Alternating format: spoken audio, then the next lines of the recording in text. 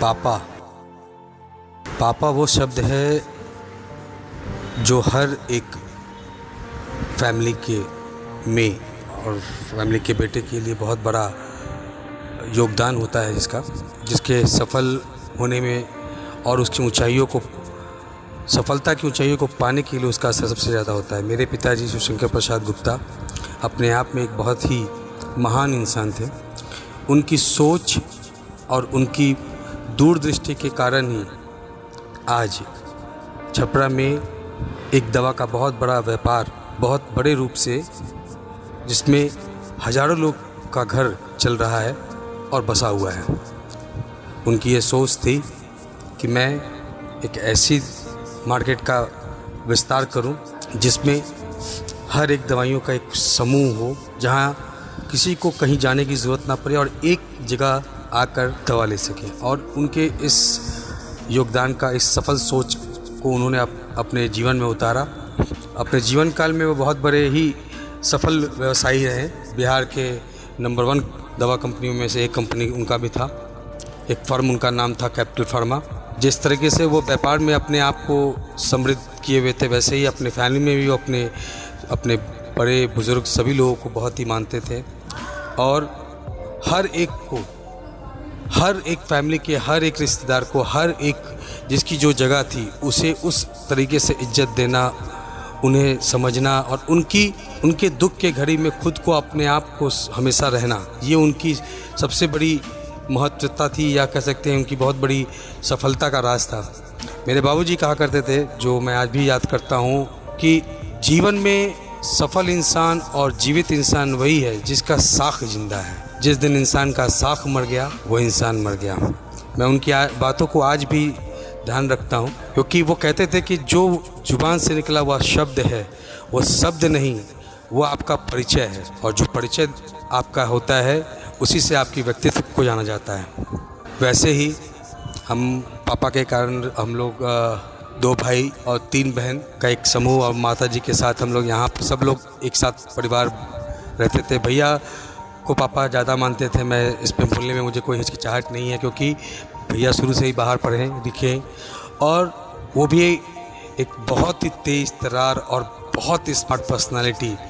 मैं तो कुछ भी नहीं उनके आगे, लेकिन वो बहुत ही तेज़ तर्रार और बहुत ही स्मार्ट पर्सनालिटी के बंदे थे।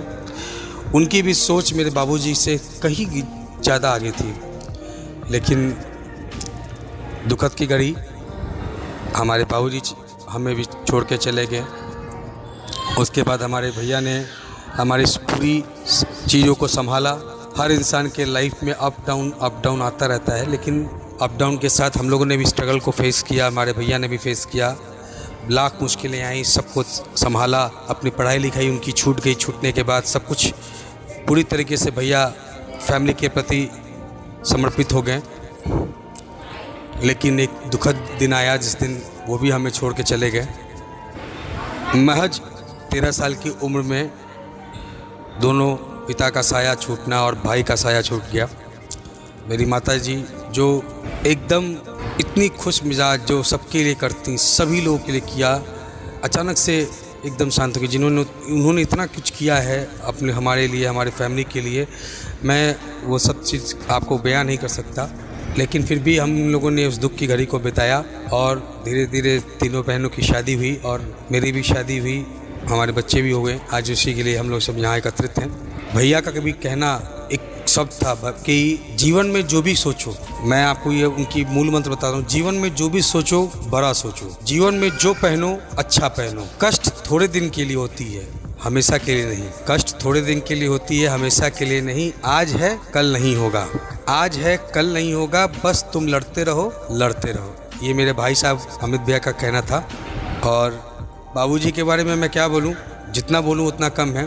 एक उनके लिए, उनके नज़र में हर इंसान उनके लिए प्रिय होता था। अगर कोई छोटा भी व्यक्ति आता था तो वो उन्हें पान पराग जरूर खिलाया करते थे, हाथ से इलायची जरूर खिलाया करते थे।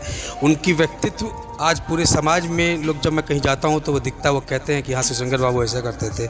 उनके पास जो कोई भी आता था वो हमेशा हंसता रहता था, हमेशा खुश रहता था। और सबसे बड़ी बात थी, चाहे वो किसी भी स्थिति में हो, चाहे वो छोटा हो बड़ा हो, चाहे जो हो, वो सभी इंसान को प्रणाम करके, हाथ जोड़ के नमस्ते करके उसको आदर दिया करते थे।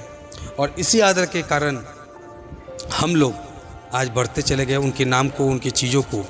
आज ये पूरा दवा मंडी सब उन्हीं के ऊपर है, उनके सोच का एक रूप है। इन्हीं सब शब्दों के साथ मैं अपने आज माँ को ये समर्पित करना चाहता हूँ शब्द कि माँ, पापा भले ही आज नहीं हैं, भैया भले ही आज नहीं हैं, लेकिन आपने जितना कुछ संभाल करके हम पूरे परिवार को, हम 3 बहनों और भाई को, मुझे संभाल के अपने इस परिवार को चलाया है। मैं ज़िंदगी भर आपका ऋणी हूँ। वैसे भी कहा जाता है कि माँ का ऋण कोई नहीं उतार सकता, मैं भी नहीं उतार पाऊँगा चाहे कितना भी कुछ हो जाए। लेकिन आपने जितना कष्ट सहा है, आशा करता हूँ कि आगे जीवन के सफ़र में उस कष्ट को मैं जितना दूर कर पाऊँ, बस।